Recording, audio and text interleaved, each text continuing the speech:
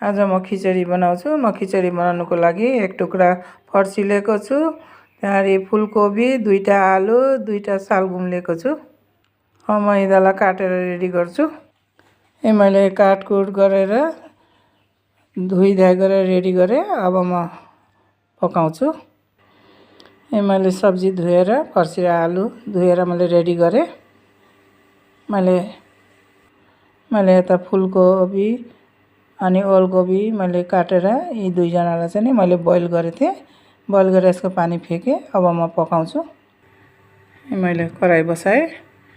म अब तेल हाल्दैछु।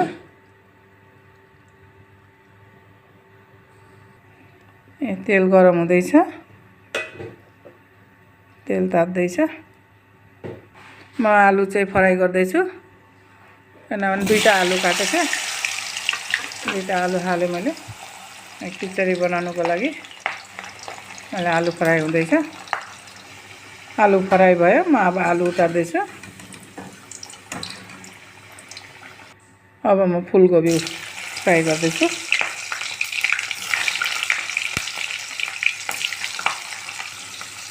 फुलकोपीलाई मैले अलिअलि बोइल गरेर पानी फालेको थिएँ। यहाँ फ्राई हुँदैछ। किनभने अहिलेको फुलकोपीहरूमा दबाईहरू हालेको हुन्छ अनि ग्यास हुन्छ भनेर मैले यसलाई अलिकता उबालेर पानी फालेको।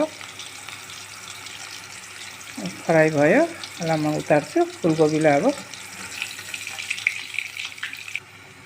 ओलकोपी पनि फ्राई हुँदैछ। ओलकोपी पनि फ्राई भयो। अब म उतार्छु। यी फुलकोपी, आलु, ओलकोपी फ्राई भयो। अब म पकाउँछु खिचडी।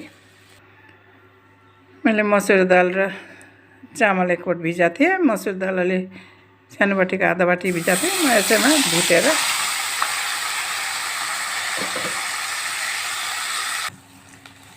दाल र चामल मैले एकैसाथमा भुटेको। भुटाइ पनि भयो। अब म उतारेर प्रेसर कुकरमा हाल्छु। म खिचडी कुकरमा बनाउँछु। कुकर बसाएँ। म घिउ हाल्दैछु। म सुक्ना खुर्सानी 2टा हालेँ, 5 फुरन। मैले लसुन अदुवा दरदरा गरेको थिएँ, हालेँ। म चलाउँदैछु एकछिन। हल्दी एक चम्ची हाल्दैछु। मैले दाल र चामल भुटेर राखेको थिएँ, म हाल्दैछु। म एकछिन चलाउँछु। म फर्सी काटेको थिएँ, फर्सी हाल्दैछु। आज प्रेसर कुकरमा